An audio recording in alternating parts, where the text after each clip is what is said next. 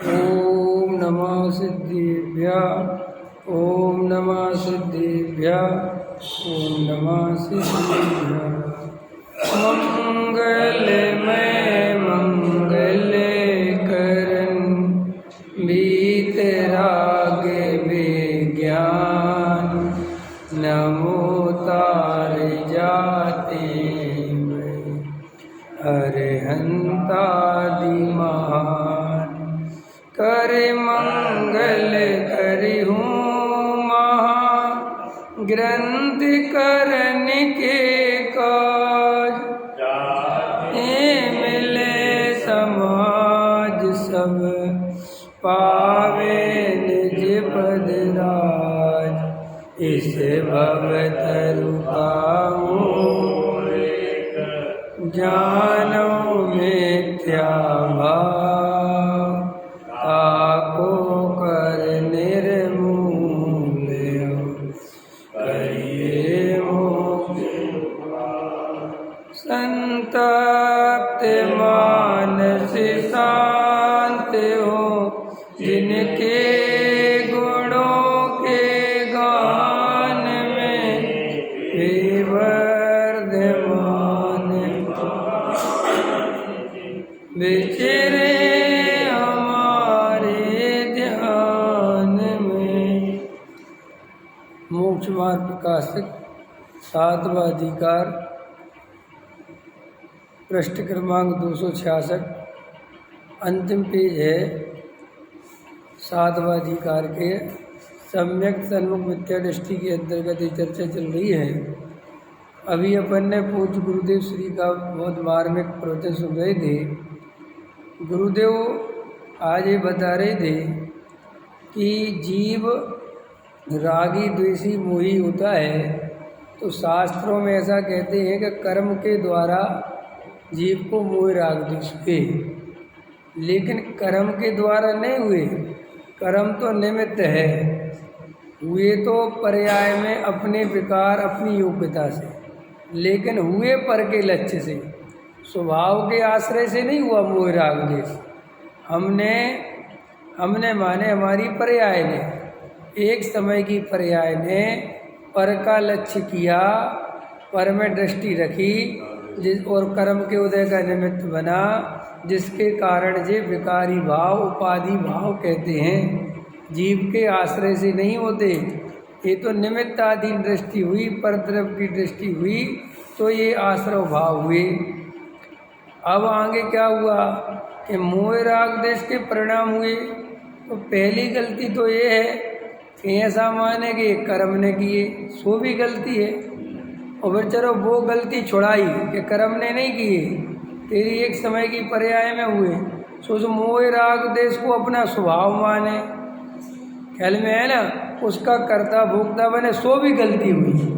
तो फिर करें क्या कि भाई उसे अपना स्वभाव नहीं मानना, अपने त्रिकाल गायक भगवान आत्मा में मोह राग द्वेष का परिणाम है नहीं, वो तो आगुंतक भाव है, कर्म के लक्ष्य से, परद्रव्य के लक्ष्य से उत्पन्न हुआ है। उसे अपना स्वभाव नहीं मानना, उसे अपनी संपत्ति नहीं मानना। तो गुरुदेव ऐसा ले रहे थे कि जैसे कोई अपने घर में जेवर रख जाए, सोना चांदी रख जाए, तो उसे अपनी संपत्ति मानना कि नहीं मानना, अपनी संपत्ति में उसे जोड़ना कि नहीं जोड़ना। मेरे पास 10 किलो सोना है, 5 किलो सोना है, और मेरे यहाँ 1 किलो सोना और कोई रख गया, तो मैं ये मानूं कि मेरे पास 6 किलो सोना है? नहीं मानना। ये मानना कि ये तो बाहर से आया हुआ है, ख्याल में है ना। ऐसे ही मेहमान अपने घर में आ जाए तो उसे अपने घर का सदस्य मानना कि नहीं मानना। उसके लिए भोजन भी बना, उसके लिए कमरा भी दिया, सब कुछ हुआ, लेकिन वो हमारा नहीं है, क्षणिक है, 2 दिन का मेहमान है, फिर चला जाएगा। इसलिए हम उसे अपने परिवार के सदस्य में नहीं गिनते। ऐसे ही जो ये मोह राग द्वेष के मलिन भाव हैं, ये विकारी भाव हैं, ये मेहमान के जैसे हैं, क्षणिक हैं, ये सदाकाल मेरे त्रिकाल स्वभाव में रहने वाले नहीं हैं, एक समय की पर्याय में उत्पन्न हुए हैं और ये नष्ट हो जाएंगे। और उसे भ्रम से अपना स्वभाव मानना, उससे राग देश में एकत्व करना, ये संसार का बीज है। ये गुरुदेव बता रहे थे, ख्याल में है ना। तो देखो कैसा वस्तु का स्वरूप है, राग देश को स्वीकार करना, ठीक है, ये भी जरूरी है। कर्म ने राग देश कराए ऐसा नहीं मानना, राग देश अपनी पर्यायगत योग्यता से हुए। और पुरुषार्थ में क्या है कि मेरी कमजोरी है कि मैं अपने स्वरूप में स्थिर नहीं हुआ इसलिए हुए, ठीक है कि नहीं। लेकिन ऐसा होने पर भी ये मेरे स्वभाव में प्रवेश नहीं करते। मैं इस मोह राग देश के काल में भी एक अखंड त्रिकाली ध्रुव भगवान आत्मा शुद्ध चैतन्य तत्व अभी भी हूँ, ख्याल में। और अपनापन उस त्रिकाली ध्रुव भगवान आत्मा में करना, एक समय की पर्याय में नहीं करना, पर्याय का विकार पर्याय में जानना, अपने स्वभाव में नहीं जानना। तो ऐसा जानने से क्या होगा कि ऐसा जानने से ही तुम परद्रव्य का, संयोगों का, पर्याय का, इन सब का लक्ष्य छोड़कर एक त्रिकाली ध्रुव भगवान आत्मा की दृष्टि कर सकते हो। अगर तुम परद्रव्य को अपना कर्ता भोक्ता मानोगे तो भी नहीं छोड़ सकते, राग देश को अपना स्वभाव मानोगे तो भी नहीं छोड़ सकते, उससे भेद ज्ञान नहीं करोगे तो भी नहीं छोड़ सकते, और त्रिकाली ध्रुव भगवान आत्मा को शुद्ध नहीं मानोगे तो शुद्धता का कभी अनुभव नहीं होगा। तो वो तो सारी सिचुएशन है वस्तु स्वरूप में, कब क्या कैसे करना है। अगर आप इस तरीके से वस्तु स्वरूप समझोगे तो हम पे कोई गलती नहीं होगी, ना हम निश्चयाभासी होंगे, ना हम व्यवहाराभासी होंगे, ना हम उभयाभासी होंगे, हम सीधे सम्यक दृष्टि होंगे। सम्यक दृष्टि माने क्या होता है? सम्यक दृष्टि का अर्थ होता है जिसने वस्तु को, स्वरूप को सम्यक रूप से स्वीकार किया है। जहाँ राग है उसे स्वीकार किया, जहाँ राग नहीं है उसे वहाँ स्वीकार नहीं किया। जिस निमित्त से हुआ उस निमित्त को स्वीकार किया, उपादान को स्वीकार किया, पुरुषार्थ को स्वीकार किया। सब व्यवस्थित जैसा वस्तु का स्वरूप है। कई लोग क्या करते हैं, राग को स्वीकार ही नहीं करते, सो बेबी मिथ्या दृष्टि। कई जीव ऐसे होते हैं कर्म को स्वीकार नहीं करते, बेबी मिथ्या दृष्टि। कई जीव ऐसे होते हैं पर्याय को स्वीकार नहीं करते, बेबी मिथ्या दृष्टि। और कई जीव ऐसे होते हैं जो स्वभाव को स्वीकार नहीं करते, वे कहते हैं कि आत्मा तो अशुद्ध ही है, सो बेबी मिथ्या दृष्टि। वो तो जहाँ अशुद्धता है वहाँ अशुद्धता जाने। देखो कि लोक में अपन गलती नहीं करते। आप केला लाए तो छिलका सहित लाए कि छिलका के बिना लाए? लेकिन जिस समय छिलका सहित खरीद रहे थे उस समय ये बात जानते थे कि नहीं कि छिलका अलग करना है, अलग करना है कि छिलका अलग है ही, एक का गूदा अलग है, छिलका अलग है, और 1 मिनट में अलग कर देंगे। तो तभी क्यों नहीं कर दिया? कि नहीं, अभी नहीं कर सकते, जब खाना होगा तब इसको अलग करेंगे। तो जिस समय खाना होगा तब अलग जाना कि पहले ही से अलग जाना? और पहले से अलग जाना तो पहले क्यों नहीं कर दिया? क्योंकि पहले इसलिए नहीं किया, अगर पहले ही कर देंगे तो बेकार हो जाएगा। ऐसे ही सुनो, अगर तुम राग देश को स्वीकार ही नहीं करोगे तो भी गलती, और राग देश को स्वीकार करोगे और अलग नहीं करोगे तो भी गलती। समझ में आया कि नहीं आया? और बिना सोचे समझे भ्रम से अलग मान लोगे तो भी गलती। जब स्वभाव के सन्मुख दृष्टि हो तब वहाँ राग देश से दृष्टि हटती है, ख्याल में, वहाँ निर्विकल्प आत्मानुभूति होती है। तो कोई भ्रम से परद्रव्यों में लगा रहे, संयोगों में लगा रहे, रागादि विकारी रूप परिणमन करता रहे और ऐसा कहता रहे कि रागादि तो मेरे में है ही नहीं, मैं तो रागादि का। तो भैया तू कर्ता भोक्ता नहीं है, तो लगा तो रागादि में, तू अपने त्रिकाली ध्रुव की दृष्टि करना, ख्याल में है ना। तो लोक में कोई गलती नहीं करता, सब समझते हैं कब कहाँ अपना मानना, कहाँ छोड़ना, कहाँ रखना, सब जानते हैं। देखो केले के छिलके का दाम भी देते हैं, उसको लेके भी आते हैं, तो भैया उसकी उपयोगिता है।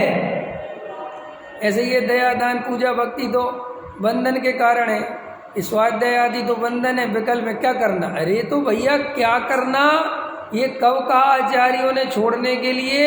ये तुझे पता होना चाहिए। अरे केले का छिलका तो बेकार है, इसको घर तक लाद के क्यों ले जाना? तो छिलके वाले से कह दे, केले वाले से हटा दे छिलका, ऐसे रख क्या होगा? ऐसे ही श्री गुरु कहते हैं कि जो व्यवहार है वो छिलके जैसा है, लेकिन छिलके जैसा है इसका मतलब कभी भी फेंक दो ऐसा नहीं है। उसको कब फेंकना इसकी तुम्हें कीमत पता होनी चाहिए। व्यवहार की क्रियाएं, व्यवहार धर्म कब छोड़ना वो तुम्हें पता होना चाहिए। दया, दान, व्रत, शील, संयम, पूजा, भक्ति ये वंद के कारण है, ये परम सत्य है। ये भी परम सत्य है, इनसे धर्म नहीं होता, परम सत्य है। ख्याल में आएगी नहीं? और इनको धर्म का कारण मानना मिथ्यात्व है। ऐसा होने पर भी इनको छोड़कर अशुभ भाव रूप परिवर्तन करना, व्यापार आदि घर गृहस्थी में लगे रहना, देव शास्त्र गुरु से दूर रहना, ये तो और महाविपरीतता हो गई। नहीं समझ में आया? महाविपरीतता हो गई कि नहीं हो गई है? इसलिए भाई ऐसी गलती नहीं करना। तो फिर छोड़ने की बात क्यों कही? दो तरह से छोड़ना होता है। जिनागम में कोई भी चीज़ एक तरह से नहीं छोड़ी जाती। आज ये नई बात है, थोड़ी समझना। जैन धर्म हमेशा दो तरह से त्याग बताता है। सबसे पहले श्रद्धा का त्याग बताता है। सबसे पहले काय में त्याग होना चाहिए? श्रद्धा में। फिर उसके बाद क्रम से चारित्र में त्याग होता है। नहीं समझ में आया? ये दया, दान, व्रत, शील, संयम आदि श्रद्धा में त्याग हो गए कि इनमें धर्म नहीं है, ये मेरा स्वभाव नहीं है, मैं इनके करने वाला नहीं हूँ। ये काय के काय में हो गया? श्रद्धा। लेकिन अभी चारित्र मोह का उदय है, वहाँ पर विषय कषाय आदि में प्रवृत्ति है, सो वहाँ अशुभ भाव में विशेष प्रवृत्ति ना हो, इसलिए देव शास्त्र गुरु का अवलंबन लेता है। लिए बिना रहता नहीं ज्ञानी भी। पकड़ में आया? और वही ज्ञानी जब अपने स्वरूप में स्थिर होता है तो वो देव शास्त्र गुरु भी छोड़ देता है, उनके विकल्प भी छोड़ देता है। उसमें क्या क्या, क्या दिक्कत है? लेकिन अभी ना स्वरूप में स्थिर हो रहे हैं, ना कोई स्वरूप की खबर है। बस क्रिया कांड में धर्म नहीं है, पूजा पाठ में धर्म नहीं है, स्वाध्याय से क्या होता है? अरे पढ़ने लिखने से क्या, छह उपशम से क्या? अरे भाई कुछ नहीं होता, बात तो ठीक है। तो पैसे से क्या होता है?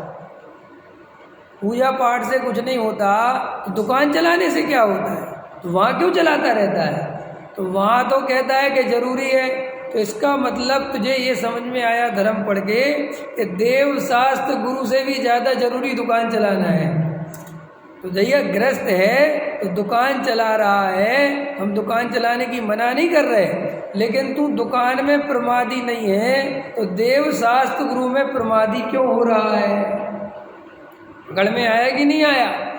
हम तुझे ये तो नहीं कह रहे कि भैया तू भोजन छोड़ दे, लेकिन भोजन तो कर, लेकिन शुद्ध सात्विक कर।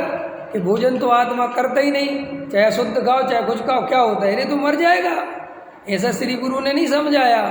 तो इस तरीके से वस्तु स्वरूप को बिल्कुल भली भांति समझना। त्रिकाली ध्रुव भगवान आत्मा जो आचार्य भगवंतों ने समझाया, बहुत ध्यान से समझना। मैं प्रमत्त नहीं, अप्रमत्त नहीं, बस एक ज्ञायक भाव हूँ। इसके दो अर्थ हैं, एक अर्थ नहीं लेना। मुनिराज के लिए इसका अर्थ दूसरा है और चौथे गुण स्थान वाले के लिए दूसरा है। कैसा? चौथे गुण स्थान वाले को वो दृष्टि का विषय है। काय का विषय है? उसे ऐसी दृष्टि बनानी है कि मैं प्रमत्त नहीं, अप्रमत्त नहीं, बस एक ज्ञायक। उसे सिर्फ अभी ऐसी दृष्टि करनी है। और यही बात मुनिराजों के लिए ऐसी दृष्टि नहीं करनी। मुनिराजों की दृष्टि तो ऐसी है ही, और उनके लिए क्या करना? उसे उस ज्ञायक भाव में रमना है। अंतर समझ में आया? तो रमना और दृष्टि में अंतर है। रमना एक अलग चीज है, वो एक अलग भूमिका का काम है, और उस ज्ञायक भगवान आत्मा की दृष्टि करना वो निचली भूमिका के।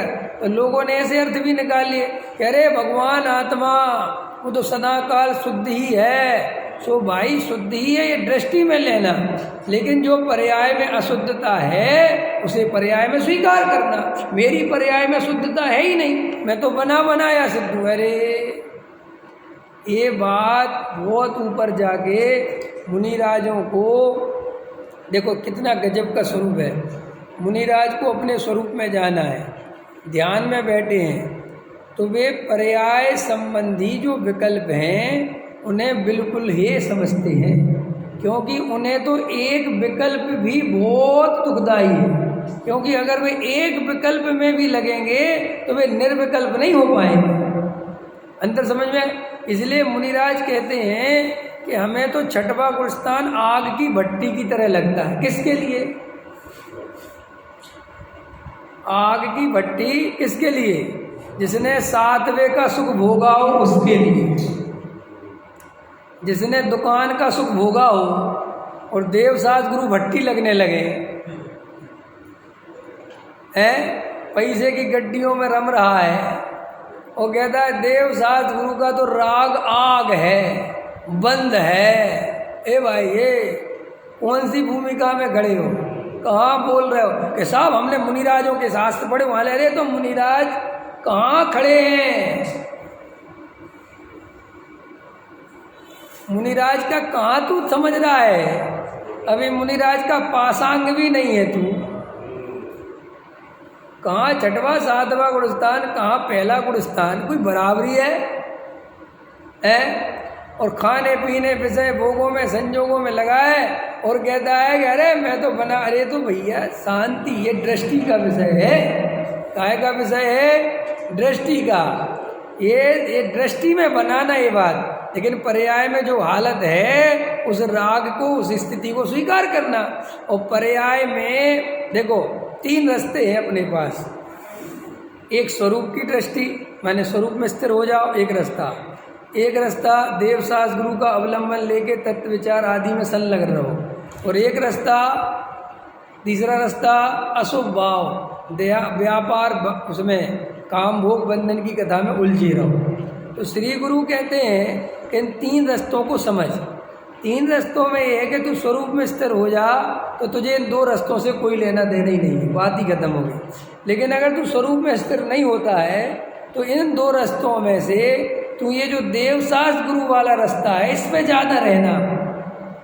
समझ में आया? इसमें ज़्यादा क्यों कि ये रास्ता ही इस रास्ते के समीप है, ये अशुभ वाला रास्ता तो बहुत दूर है।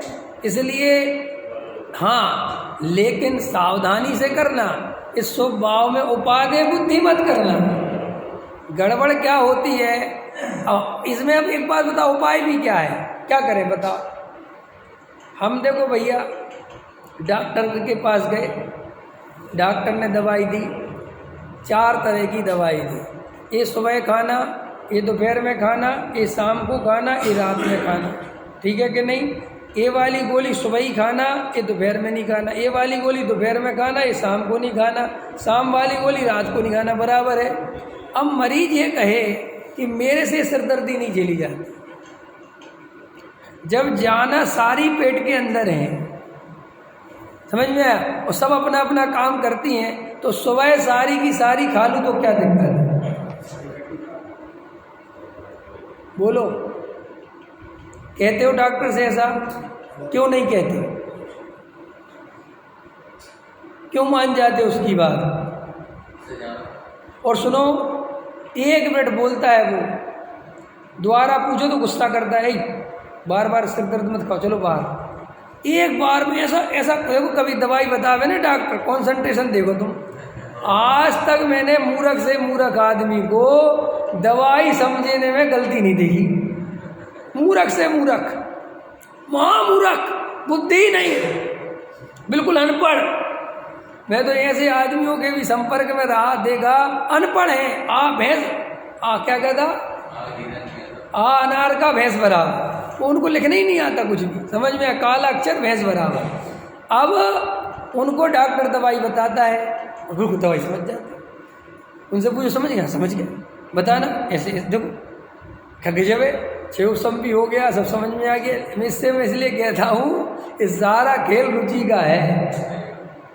तुम जो कहते हैं ना हमें शास्त्र समझ में नहीं आते, जिनवाणी समझ में नहीं आती, हम कंफ्यूज हो जाते हैं, कोई अंदर गहरी रुचि नहीं है, न कंफ्यूजन के लिए तो कोई जगह ही नहीं। किस बात का कंफ्यूजन है भाई? तो देखो वहाँ दवाई में कोई नहीं कहता कि हम एक बार में सारी खा लें। ऐसे ही अभी जीव के साथ क्या प्रॉब्लम, देखो हम इसको स्वभाव की प्रेरणा देती हैं तो ये स्वभाव में अटक जाता है। हम कहते हैं कि भाई स्वभाव में धर्म नहीं है तो छोड़ के बैठ जाता है। समझ में आएगी नहीं? अब आचार्य कहते हम करें क्या, कैसे समझाएं? मतलब आचार्य अपने को कैसे समझाएं? अब आचार्य भैया सोचते कि भैया जिसकी होनहार भली होगी समझ जाएगा।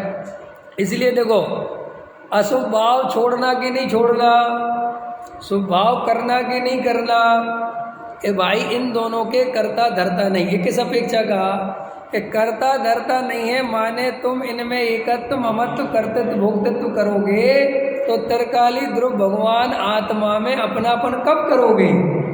समझ में आए कि नहीं आए? पर्याय का भैया राग देश तो मैं ही कर रहा हूँ, राग देश तो मैं ही कर रहा हूँ, तो ऐसा मानते रहोगे तो कभी त्रिकाली ध्रुव भगवान आत्मा की दृष्टि नहीं कर पाओगे।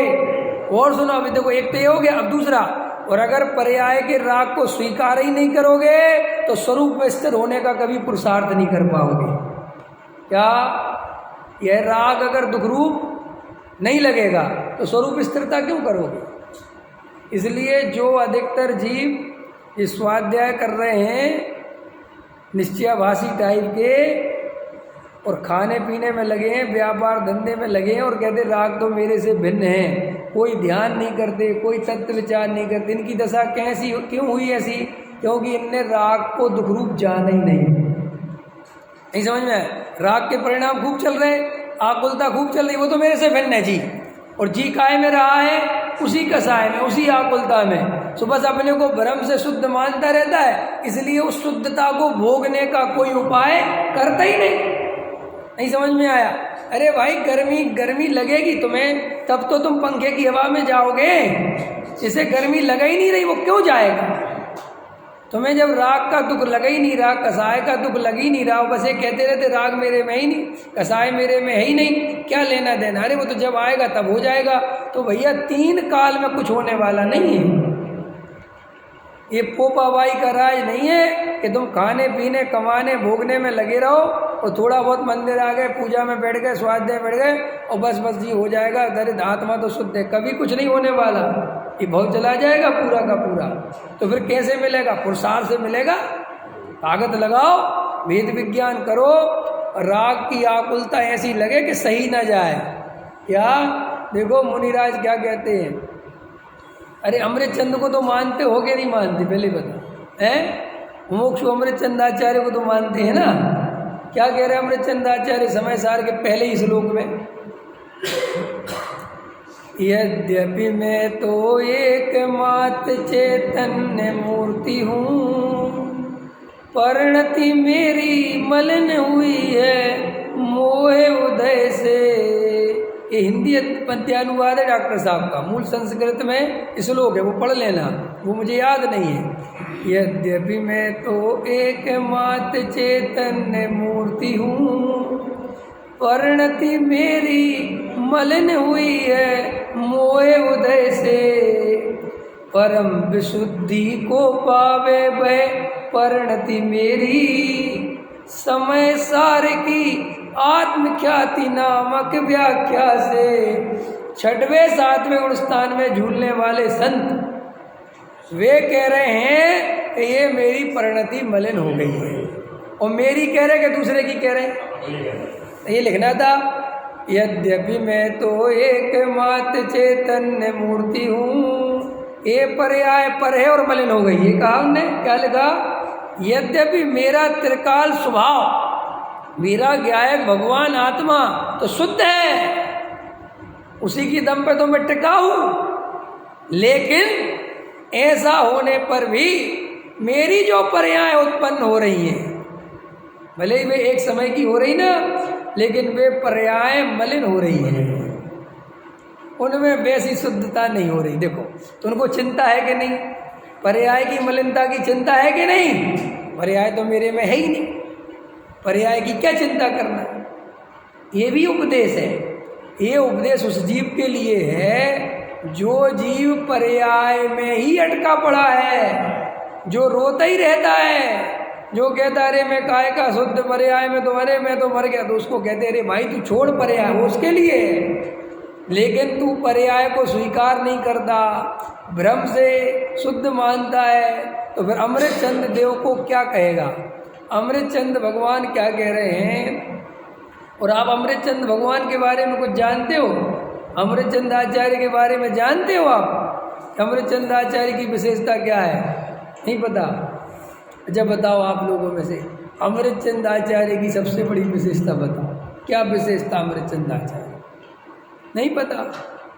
अमृतचंद आचार्य की सबसे बड़ी विशेषता है, जे पूरे जनागम में अमृतचंद आचार्य से सर्वोत्कृष्ट अध्यात्म किसी ने नहीं लिखा। कुंद कुंद भी 2 नंबर में है अमृतचंद के सामने। इसी टोडरमल जी साहब को तो आप जानते हो, कितने जब जोरदार विद्वान थे, क्या गजब के थे। टोडरमल जी साहब ने लिखा है अमृतचंद आचार्य के बारे में, अगर किसी को जनागम का अध्यात्म देखना हो कि अध्यात्म क्या होता है, तो अमृतचंद आचार्य देव की आत्म ख्याति में देखना। वर्णी जी थे ना, वर्णी जी, आत्म ख्याति की टीका पूरी समय सार की कंठस्थ थी उनको, पूरी टीकाएं आती, पूरी की पूरी टीकाएं। कितना आनंद आया होगा जब कोई ऐसे याद करा।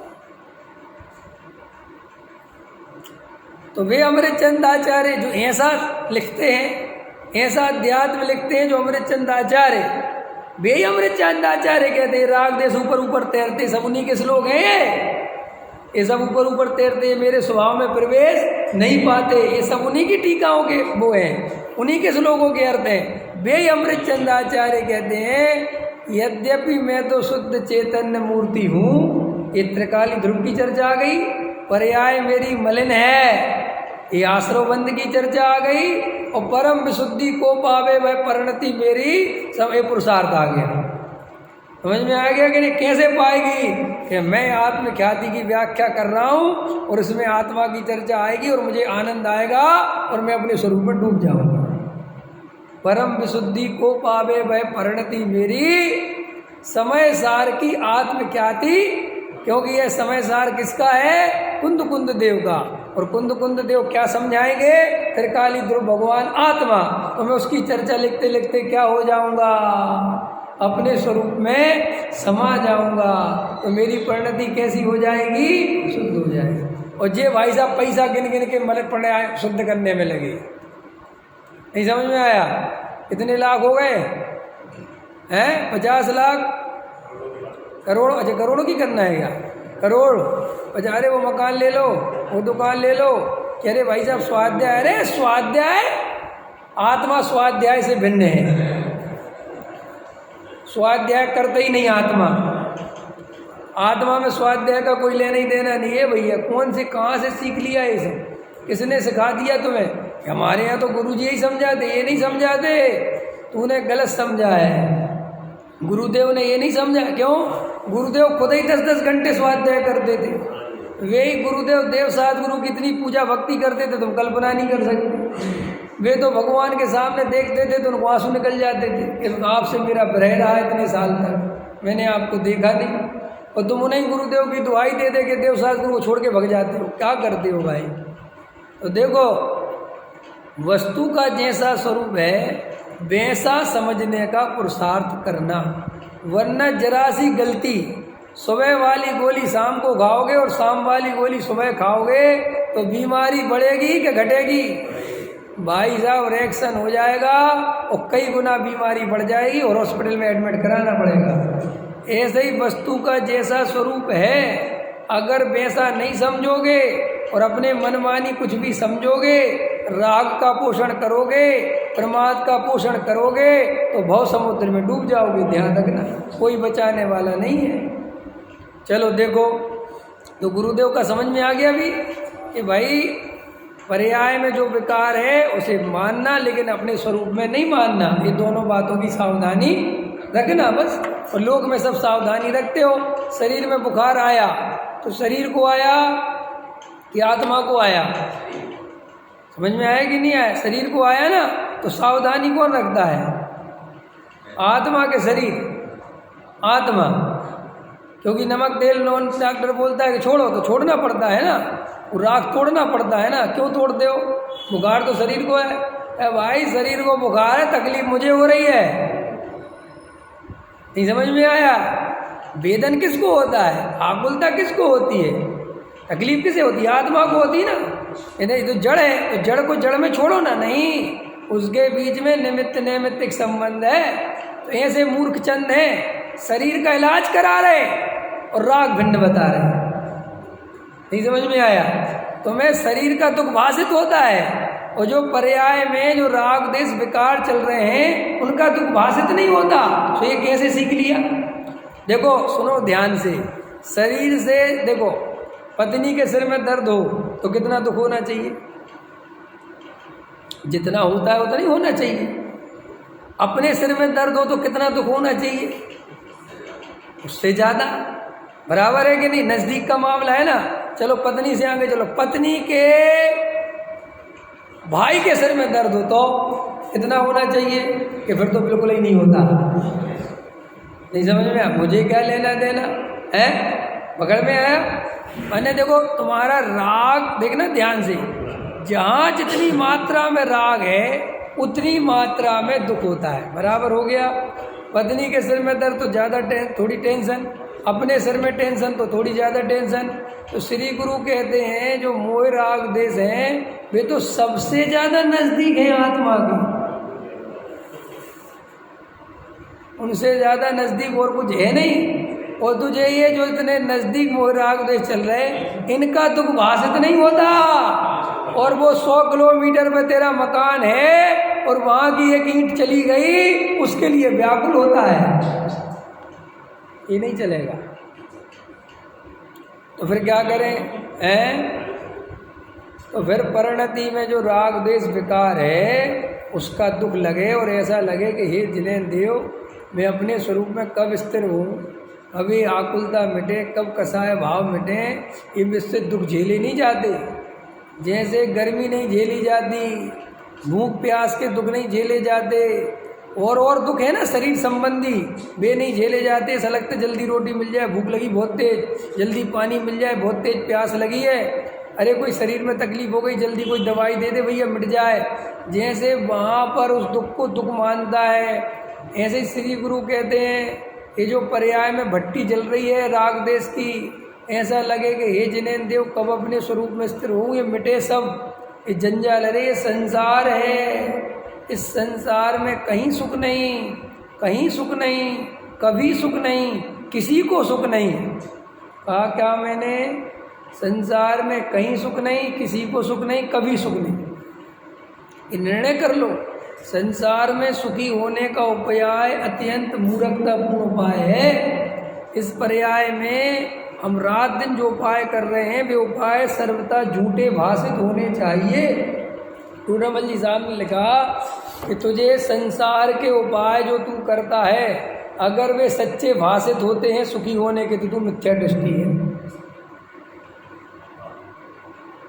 अपन को इतने उपाय कर रहे हैं ना, ये सब झूठे उपाय, सब हमसे कुछ सुख होने वाला नहीं है, कभी सुख होने वाला नहीं है। देखो संसार किसका नाम है? पर्यायवाची शब्द पढ़ते थे ना, अंबर, आकाश है ना, गगन, ऐसे ही संसार का पर्यायवाची क्या है बताओ? संसार का पर्यायवाची शब्द क्या है? दुख, आकुलता। जहाँ दुख और आकुलता के अलावा कुछ नहीं है, चाहे कितने ही उपाय करो, इसका नाम संसार है। और मोक्ष किस पर्यायवाची क्या है? मोक्ष का सुख, जहाँ सुख के अलावा कुछ भी, पता है अपन संसार के दुखों से बचना चाहते हैं संसार के आश्रय से। क्या कहा मैंने? हम संसार के दुखों से बचना चाहते हैं संसार के आश्रय से। हम कोयले का कालापन कोयले से ही मिटाना चाहते हैं। मिटेगा? बोलो, मिटेगा? नहीं मिटेगा। कैसी बातें करते उल्टा। ऐसे ही संसार में हम जितने दुखी हैं ना वो तो हम हैं ही, समझना नरेश जी, हम जितने दुखी हैं उतने तो हैं ही, और उससे भी ज़्यादा दुखी इसलिए हैं कि हम उस दुख को दुख से मिटाना चाहते हैं। नहीं पकड़ में आया, अभी नहीं समझ में आया क्या कहा मैंने? तुम दुखी हो समझना, और तुम दुख को मिटाना चाहते हो पैसे से, तो पैसा कमाने जाते हो। तुम्हारे दिमाग में क्या सेट हो गया कि मुझे दुख है एक गरीबी के कारण है, तो मैं दुख कैसे मिटाऊंगा? पैसे से। अब तुम भूल गए कि जितना दुख था वो तो है ही, और पैसा कमाने जाओगे उसमें और दुख होना है, और दुख मिटेगा नहीं। आज तक संसार का कोई भी दुख संसार के उपाय से मिटा ही नहीं। मिटा हो तो बताओ। तुमने शादी करी कि दुख मिटेगा? हृदय पे हाथ रखो, दुख मिटा कि दुख बढ़ा? आकुलता, आकुलता से आकुलता माने दुख। बच्चे पैदा करे, दुख मिटा कि दुख बढ़ा? बोलो, अभी मैं इसका जवाब दूंगा, जवाब देते जाओ। दुख बढ़ा के मिटा? फिर तुम प्रश्न करो कि पंडित जी सारी दुनिया में दुख बढ़ता है तो फिर ये सारे उपाय जीव करता, क्योंकि इसको यही उपाय के अलावा कोई उपाय सूझता। भीड़ जैसा जैसा करती है, सब शादी करते हैं, सब लगे तो उसको लगता है भैया यही होगा, शादी कर लेता है। फिर सब बच्चे करते हैं, बच्चे पता कभी कभी आदमी इसलिए भी करता है, इसलिए नहीं कि बच्चे काम आएंगे, इसलिए नहीं कि कई बार दफे बच्चे ऐसा करते हैं कि पति पत्नी आपस में लड़ने लगते हैं। नहीं समझ में आया? बच्चा नहीं हुआ, अब दोनों हैं घर में तो लड़ते हैं, क्योंकि तीसरा लड़ने के लिए तो कोई है नहीं, तो आपस में, क्योंकि कसाई तो भरी जीव के अंदर, तो वे दोनों लड़ते हैं, तो तीसरे जो मोहल्ले पड़ोस वाले या माँ बाप है वे उपाय बता दे, बच्चा करो। तो बच्चा करना सच बात हो, सुखी होने का और लड़ाई से बचने का, कि लड़ाई भड़ाई से बचने का उपाय नहीं है। वो उपाय है कि बच्चा कर लोगे तो तुम्हारी ताकत जो लड़ाई में लग रही है वो ताकत फिर बच्चे में लग जाएगी। खाली बस खाली नहीं बैठो, काम मिल जाएगा। गजब गजब की बात है, हम काम ढूंढ रहे दुखी होने के लिए, क्योंकि हम पे सुखी बैठा नहीं जाता। बोलो सच्चाई नहीं इस बात में है? अभी कई लोग आप में से निवृत्ति ले सकते हो। निवृत्ति माने व्यापार आदि छोड़ के शांति से स्वाध्याय तत्व विचार, घर अपने शांत रहो, घर में बैठो। मैं गारंटी देता हूँ बिल्कुल मन नहीं लगेगा। कई लोगों को जो राजनीति करने की आदत पड़ जाती ना, राजनीति, अब एकदम राजनीति छोड़ दें, ऐसे अंदर डंस सा कट रहा है, ऐसी तकलीफ होती, चुभता है। फिर वो क्या करे, ऐसा लगता है कि अपन तो दूर हो गए, अपन तो दूर हो गए। ये नेता मरते मरते भी कुर्सी छोड़ना नहीं चाहते। और अभी जैसे आडवाणी ना छोड़ भी दी तो रात और दिन उसी राजनीति के बारे में सोचता हूँ, ये अभी आ जाएगा, अभी हट जाएगा, अब इसका हो जाएगा। अब देखो जीव कैसे क्या क्या करता है। अगर अपन अपने बारे में सोचो तो हंसी आवे कि अपन क्या क्या करते रहते हैं। तुम सिद्ध भगवान की तरफ देखो, सिद्ध मुनिराज की तरफ देखो, अरहंत देव की तरफ देखो, कैसे बैठे हैं। देखो मुनिराज ऐसे बैठे, अरहंत परमात्मा ऐसे बैठे, क्या कर रहे हैं बैठे बैठे बताओ।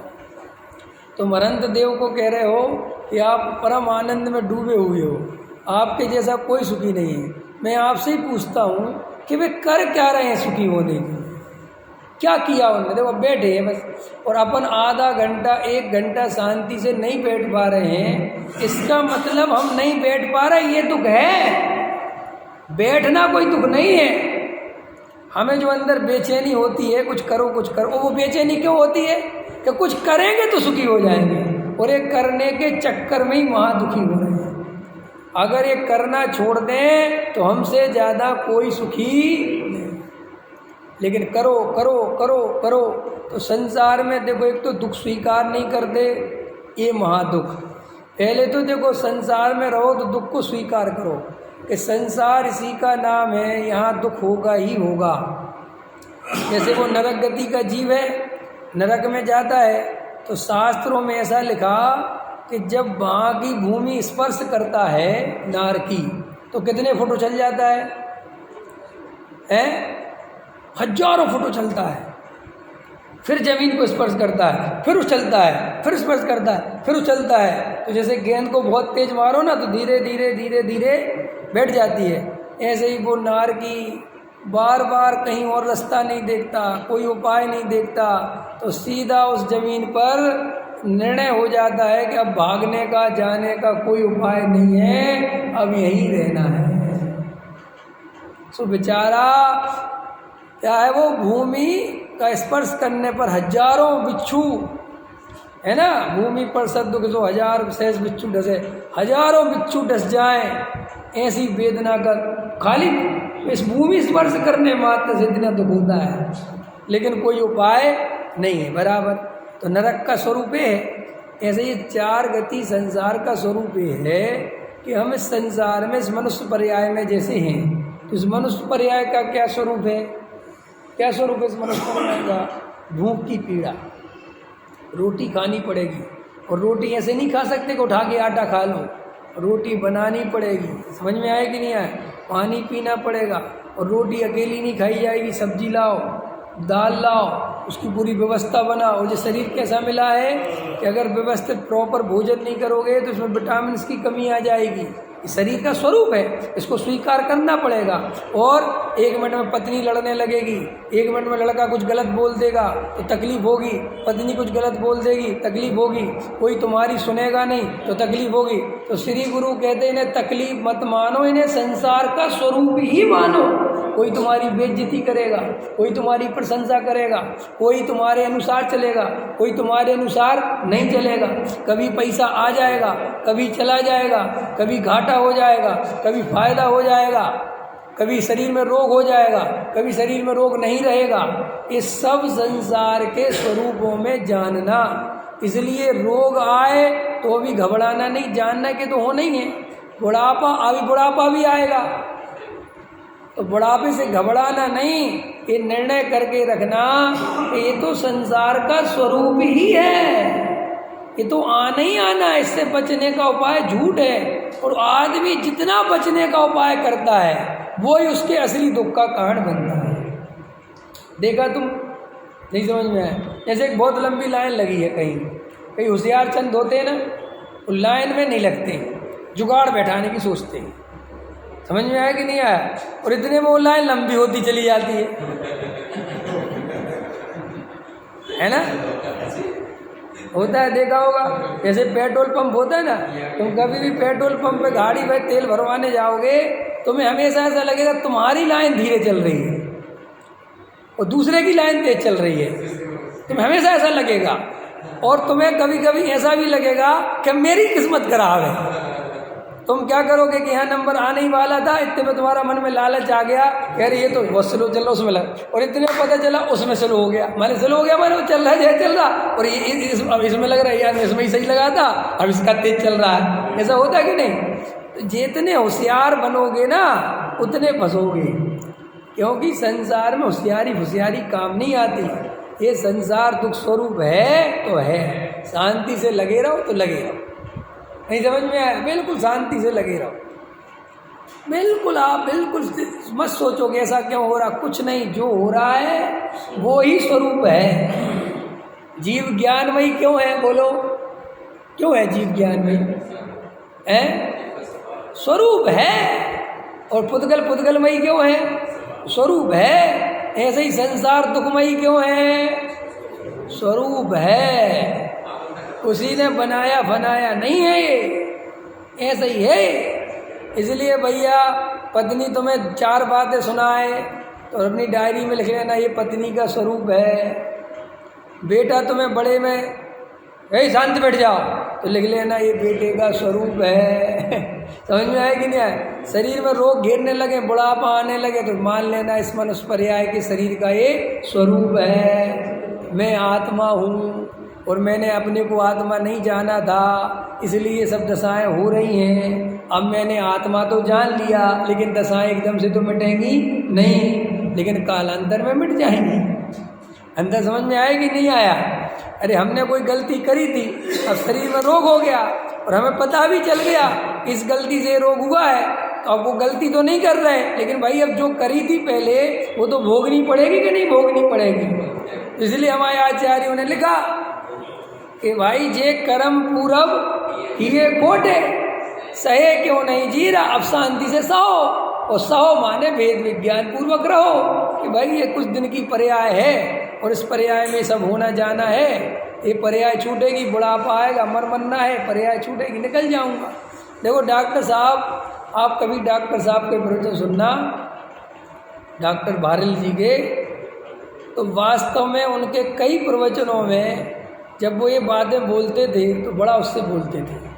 वो हमेशा कहते थे कि लोग मुझसे कहते हैं कि आप बीमार क्यों पड़ जाते हो बार बार, तो वो कहते थे मेरे हाथ में है, मुझे मज़ा आता है बीमार पड़ने में। तो हमेशा कहते थे भैया ये तो स्वरूप है, ये तो पढ़ना। तो देखो हर चीज़ को स्वीकार करते थे भाई, ना डॉक्टर के पास जाने से घबराते थे, ना बीमारी से घबराते थे। मैं तो पता बीमारी के बारे में इतनी बढ़िया बातें करते थे तो उनके पास बैठते ना, जैसे पूछो दादा देखो यार यहाँ कोई पुर्जा है यहाँ कुछ लगा हुआ है, वो ये सही काम नहीं कर रहा है, ऐसी बातें करते थे वो। अच्छा तो फिर आपको ये सुने कि दवाई दी है, वो ये कह रहा है कि ये दवाई खाएंगे तो इससे खून पतला होगा, इससे ये होगा। वे सब दवाइयों के बारे में जानते थे, वो बड़े उससे बता के अपने लगे रहते थे, स्वाध्याय में लगे रहते। मैंने भी शरीर के बारे में बिल्कुल ऐसी बात करते थे कि एक मशीन है, इसका सिस्टम है और ये सिस्टम बिगड़ गया है और ये सिस्टम अब सही हो गया तो हो गया। ऐसे अपन पूछो दादा अभी तो रहने की बात, तो हमेशा कहते थे मरने का क्या है, देखो भाई आयु कर्म पूरा होगा तो मैं चला जाऊँगा, इसमें कुछ ऐसा है नहीं अपने हाथ में रोकने का, बनाने का, सोचने का, बस ठीक है। और कभी कभी मजाक में कहते थे कि मैं बता दूंगा मैं कब मरने वाला हूँ तो अपन कहते थे कैसे, तो कहते थे ऐसे नाक देख लिया करो और जब तक नोज ये दिख रही है तब तक है समय, और जब नहीं दिखे तो समझ लेना वो आ गया समय ख्याल में आया। तो ऐसे हमेशा कहते थे कि मैं ऐसे जाऊँगा कि आपको पता ही नहीं चलेगा, और वास्तव में इसी के है ऐसा। और मुझे आपको विश्वास नहीं होगा, मुझे इस दुनिया में अभी वर्तमान में सबसे ज़्यादा याद उन्हीं की आती है जाने वाले लोगों में। पहले अपने बाबा की आती थी, बाबा की अभी दूसरे नंबर पर, पहले नंबर पर दादा की बहुत आती है। इसलिए आती है कि यार उनका इतना सत्संग करा, वो चले गए बिल्कुल हवा की तरह। मुझे आज सोच सोच के कैसा जीवन जी के गए, कितना आनंदमय जी के गए, गृहस्थ जीवन में एक आदर्श जीवन जी के गए वो। समझ में आया? कुछ नहीं, पूरे टाइम स्वाध्याय करते रहे, पूरे टाइम तत्व निर्णय, कोई भावुकता का काम नहीं, कोई खींचतान नहीं, किसी प्रकार का कुछ नहीं, जैसा जो स्थिति थी स्वीकार किया और देखो शांति से चले गए। और जो ज़्यादा खींचतान करते हैं, ज़्यादा अपने आप को धर्मात्मा समझते हैं, इनके प्राण शांति से नहीं निकलते, क्योंकि शरीर के साथ खींचतान करने से कुछ नहीं होता। तो देखो भाई बुढ़ापा आ रहा है, आ रहा है, आएगा, इससे भागो मत, इसमें जागो। नहीं समझ में आया पंकज जी? बिल्कुल क्लियर रखो अपने जीवन, माइंड को सेट रखो कि भैया यही स्वरूप है। माँ बाप बूढ़े होंगे, उनकी सेवा करनी पड़ेगी, खाट पे लेटे रहेंगे, मलमूत्र साफ करने पड़ेंगे, ये स्वरूप है। इससे बचने की बिल्कुल बुद्धि मत लगाओ। ये बाल हैं, ये सफ़ेद होंगे, बिल्कुल होंगे, झंझट मत करो संसार में। इसलिए भूख प्यास ये जो दुख हैं भाई, ये शरीर संबंधी मनुष्य पर्याय के दुख हैं, और अपने स्वरूप में स्थिर नहीं हो पाए। पैसा कमाना कि नहीं कमाना भाई इस मनुष्य पर्याय का स्वरूप है। अगर ग्रस्त जीवन में रहोगे और यहाँ कमाना पड़ेगा, ये व्यवस्था है। ये ऐसा मत सोचना कि ये व्यवस्था हमने तुमने बनाई, ये स्वरूप है, सब लिखा हुआ है। औदारिक शरीर कैसा होता है, वैक्रिक शरीर कैसा होता है, तेजस शरीर कैसा होता है, कारवाण शरीर कैसा होता है, आहारक शरीर, सब लिखा हुआ, सब।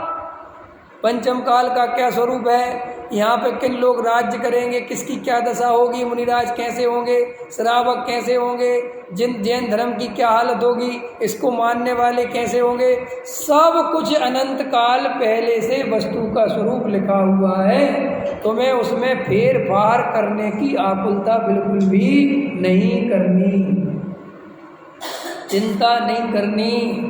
बस अपने एक त्रिकाली ध्रुव भगवान आत्मा की दृष्टि करो, और जो संसार में हमें पर्याय संबंधी दुख हो रहे हैं उन्हें स्वीकार करो, उससे बचने का व्यर्थ प्रयास मत करो। इससे क्या फायदा होगा? स्वीकार करने से जो बचने की आकुलता है वो निकल जाएगी। नहीं समझ में? अब गर्मी में तो बैठे ही, बचने का मान के चलो कोई उपाय नहीं, लाइट चली गई तो क्या करो? लाइट आ जाए, कुछ हो जाए, देखना जनरेटर चल जाए। अरे भाई चलना होगा तो कोई चलाएगा, करेगा व्यवस्था। अब शांति से बैठे रहो। नहीं समझ में आया? लाइन लंबी लगी है, चुपचाप लग जाओ लाइन में, इतने आदमी लगे तुम भी लग जाओ। ज़्यादा होशियार बनोगे तो इससे भी जाओगे। इसलिए ज़्यादा स्वरूप के चक्कर में, लोगों के चक्कर में, भाई जो स्वरूप है उसका विश्वास करो और दुनिया भीड़ भाड़ को मत देखो। सारे संसारी जीवों को वस्तु का स्वरूप नहीं मिला, अपने को परम सौभाग्य से मिला है। तो अपन तो सम्यक दृष्टि बने, ना कि मिथ्या दृष्टि बनी रहें। क्या बने अब? सम्यक दृष्टि। सहजानंदी